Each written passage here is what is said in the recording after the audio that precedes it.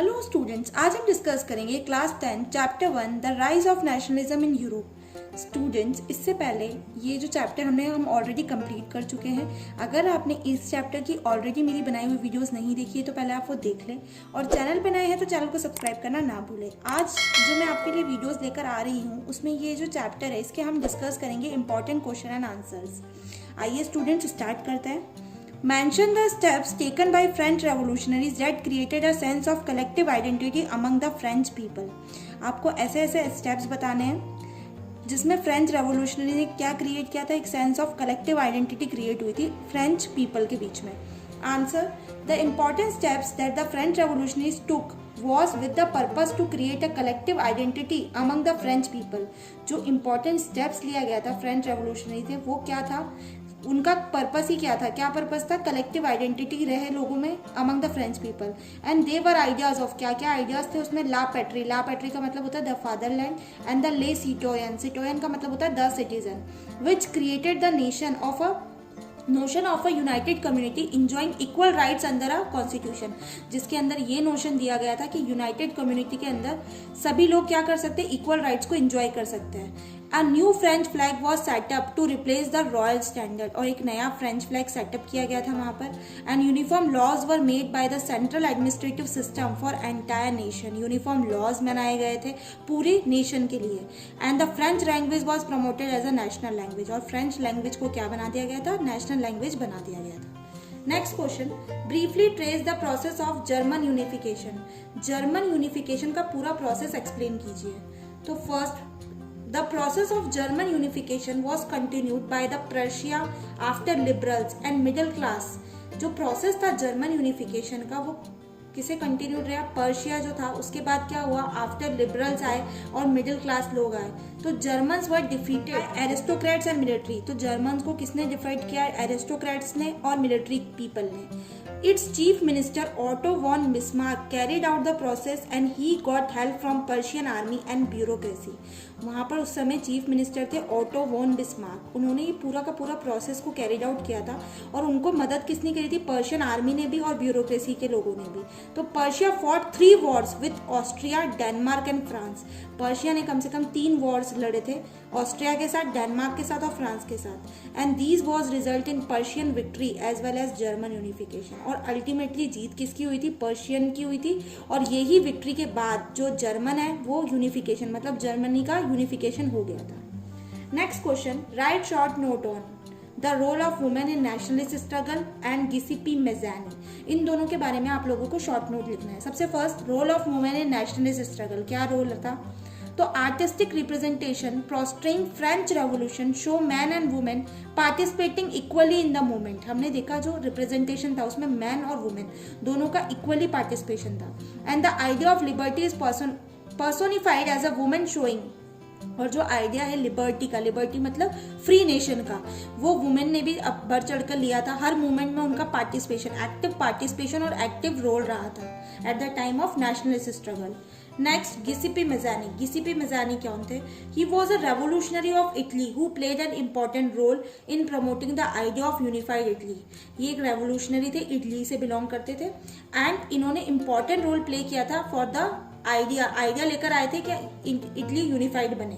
And he founded 2 society, इन्होंने 2 secret societies की खोज की थी, young Italy in Marseilles and then young Europe in Berne. ये 2 सोसाइटीज इन्होंने फाउंड की थी। Next question, describe any 3 reforms introduced by Napoleon in the territories he conquered.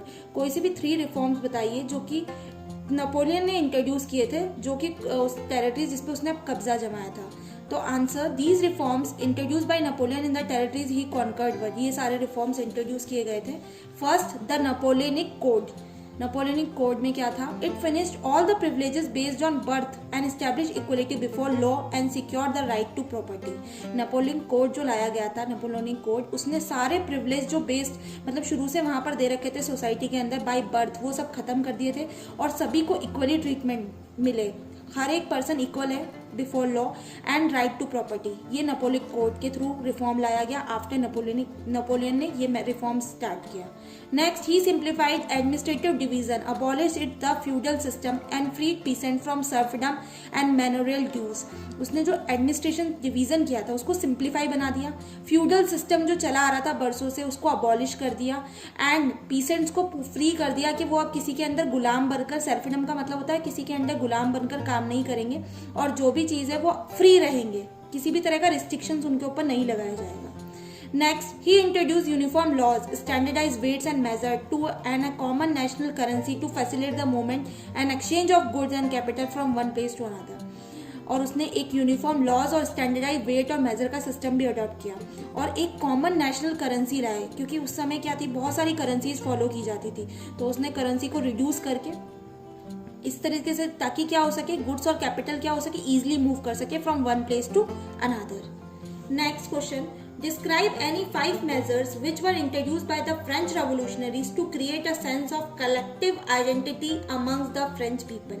कोई से ऐसे 5 measures बताइए जो कि इंट्रोड्यूस हुए थे फ्रेंच रेवोल्यूशनरीज के टाइम, जिनमें क्या फीलिंग आई थी, sense of collective identity show हो रहा है अमंग फ्रेंच पीपल। सो उसका आंसर है student, the first clear cut expression of nationalism come with the French revolution in 1789। सबसे फर्स्ट जो हमने एक्सप्रेशन देखा नेशनलिज्म का, उसकी शुरुआत कब से हुई, फ्रेंच रेवोल्यूशन के टाइम से, 1789 से। इन 1789 France was under the rule of an absolute monarch, क्योंकि 1789 के अंदर फ्रांस किसके अंडर में था, एब्सोल्यूट मोनार्ची वहां पर फॉलो की जाती थी। मोनार्च मतलब किंग और क्वीन का rule. Then when the revolutionaries came to power in France, they were determined to create a new sense of unity and nationhood। और जब revolutionaries आए फ्रांस के अंदर तो वो बहुत determined थे उनके आइडियाज से, एंड वो चाहते थे कि वहां पर क्या हो, यूनिटी हो, नेशनहुड हो। For this they emphasis the concept of France being the fatherland for all the French people. और इसके लिए उन्होंने किस पे एम्फेसिस फोकस किया, उन्होंने कॉन्सेप्ट पे फोकस किया कि सब लोग अपने फादरलैंड को लेकर फ्रेंच पीपल के में नेशनलिज्म की फीलिंग होनी चाहिए। Who were from now on address as citizens, जिनको सिटीजन्स कहा जाता है। They were given the tricolour flag and the 3 colour representing. उन्होंने इसके बाद फ्रांस के अंदर ट्राई कलर फ्लैग का इंट्रोडक्शन किया, उसमें 3 कलर्स रखे गए जो कि क्या रिप्रेजेंट कर रहे थे, लिबर्टी, इक्वलिटी एंड फर्टर्निटी को शो कर रहे थे। French revolutionary introduce various other measures. इसके अलावा फ्रेंच रेवोल्यूशनरीज ने क्या किया, बहुत सारे मेजर्स लेकर आए, such as the state general was elected by the body of active citizens. वहां पर जो स्टेट जनरल है वो किसके थ्रू इलेक्ट किया जाएगा, एक्टिव सिटीजन्स के through, and renamed by the national assembly. और उसको दोबारा से नेम दिया जाएगा नेशनल असेंबली का। New hymns were composed, oaths taken और martyrs commemorated, all in the name of the nation। और नेशन के नाम से काफ़ी सारे ओथ भी लिए गए, बहुत सारे पोएम्स, हाइम्स कंपोज किए गए जिसमें नेशनलिज्म की फीलिंग को जनरेट किया गया। They declared that it was the mission and the destiny of the French nation to liberate the people of Europe from despotism and help them to become nation। और बहुत सारे ऐसे declaration किए गए उस समय, मिशन बनाया गया और डेस्टिनी बोल सकते हैं हम फ्रेंच नेशन के टाइम, कि सारी चीज़ों को लिबरलाइज कर दिया जाए, पीपल को लिबर्टी मिल जाए, और वो डिपोटिज्म जो पुराने किसी के अंडर में फील कर रहे थे, जैसे कि किंग का रूल था तो उनको पावर्स नहीं थे, तो ये सारी चीज़ें हेल्प करने से क्या होगा, नेशन क्या हो जाएगा, फ्री बन जाएगा और एक नेशनल स्टेट क्रिएट हो जाएगा। Next question, how had the female figure become an allegory of nation during 19th century in Europe, analyse. कैसे फीमेल फिगर एक एलोगरी बोला जाता है किसी भी नेशन के लिए 19th सेंचुरी के टाइम, आप एनालाइज करके बताइए आंसर को।